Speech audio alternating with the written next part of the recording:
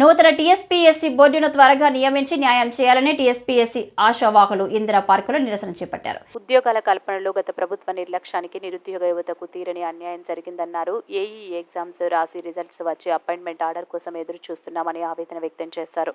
ఈ సందర్భంగా ఆశావాహులు గురువేష్ స్ఫూర్తి శ్రీధర్ రెడ్డి మాట్లాడుతూ టీఎస్పీఎస్సీ చేత నిర్వహించబడిన వివిధ రకాల ఎగ్జామ్స్ అన్ని కూడా ఒక్కొక్క దశలో ఆగిపోయాయని ఆవేదన వ్యక్తం చేశారు. జరిగిన పరీక్షలకు ఫలితాలను కూడా ప్రకటించకపోవడం దారుణమన్నారు. టీఎస్పీఎస్సీ నూతన బోర్డు నియామకంతో ఉద్యోగాల నియామకాలు ముడిపడి ఉన్నాయని గవర్నర్ ముఖ్యమంత్రి రేవంత్ రెడ్డి దీనిపై ప్రత్యేక దృష్టి సారించి నూతన టీఎస్పీఎస్సీ బోర్డును త్వరగా నియమించి న్యాయం చేయాలని కోరారు.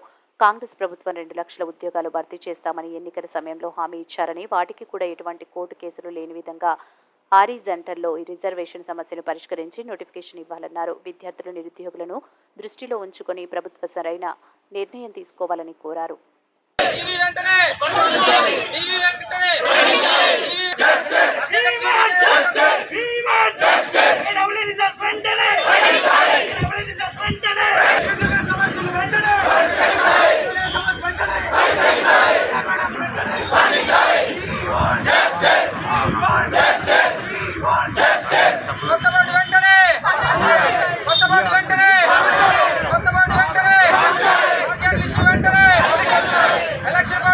ఇట్లా చాలా ఎగ్జామ్స్ రాసినాము. గత పాలకుల నిర్లక్ష్యం వల్ల మాకు ఆల్రెడీ 2 సార్లు ఎగ్జామ్ రాయాల్సి వచ్చింది. చాలామంది డిప్రెషన్లోకి వెళ్ళిపోయినారు. ఎగ్జామ్ రాసి మాకు 16 నెలలు అయిపోయింది. ఇప్పుడు వరకు ఒక స్టెప్ ముందు కదలేరు. ఒక జనరల్ ర్యాంకింగ్ లిస్ట్ ఇచ్చి కూర్చోబెట్టినారు. ఇప్పుడు మాకు మెయిన్ డిమాండ్ ఏంటంటే first horizontal reservation issue clear అవ్వాలి. తర్వాత గవర్నర్ మనకి రిజిగ్నేషన్స్ యాక్సెప్ట్ చేయాలి. టీఎస్పీఎస్సీ చైర్మన్ మెంబర్స్ ఎంత తొందరగా యాక్సెప్ట్ అయితే కొత్త బోర్డు ఫామ్ అవ్వడానికి ఈజీగా ఉంటుంది. గవర్నమెంట్ తొందరగా స్పందిస్తుంది. కొత్త బోర్డు వస్తే మాకు చాలా ఫాస్ట్గా ప్రాసెస్ అయిపోతుంది. నియమించాలి. అలానే హారిజాంటల్ కేసు కూడా మన ఏజీ గారి చొరవతో దాన్ని వెంటనే సాల్వ్ చేసి మా రిజల్ట్స్ అనేది జల్దీ ఇచ్చేయాలని మేము కోరుకుంటున్నాం. అంటే ఎప్పటిలోగా మీరు ఇవన్నీ కంప్లీట్ చేయాలంటున్నారు? ఇది ఒక 2 monthsలో కంప్లీట్ చేయాలని కోరుతున్నాం. ఎందుకంటే ముందు మాకు ఎలక్షన్ కోడ్ ఉన్నది. అది ఒకవేళ వస్తే మళ్ళీ నెలల తరబడి మమ్మల్ని ఆపుతారు. ఇలా నెలల తరబడి మేము వెయిట్ చేస్తూ ఉండలేము కదా. సో విద్యార్థులకు మాత్రం ఎటువంటి అన్యాయం చేయొద్దు.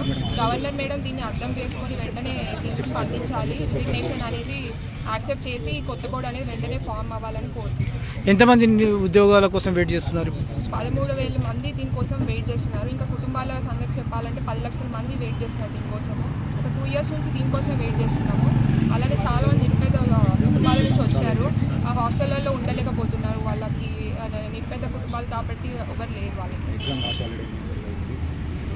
ఎగ్జామ్ రాసినాము. ప్రిలిమినరీకి ఫైనల్కి తర్వాత వచ్చి సెప్టెంబర్లో జిఆర్ఎల్ వచ్చిన దగ్గర ప్రాసెస్ ఆగిపోతే ఇప్పుడు 6 months అవుతుంది. నోటిఫికేషన్ రిలీజ్ అయిన దగ్గర నుంచి 1 year 4 months నుంచి డైలీ ఇదే ప్రాబ్లం అవుతుంది.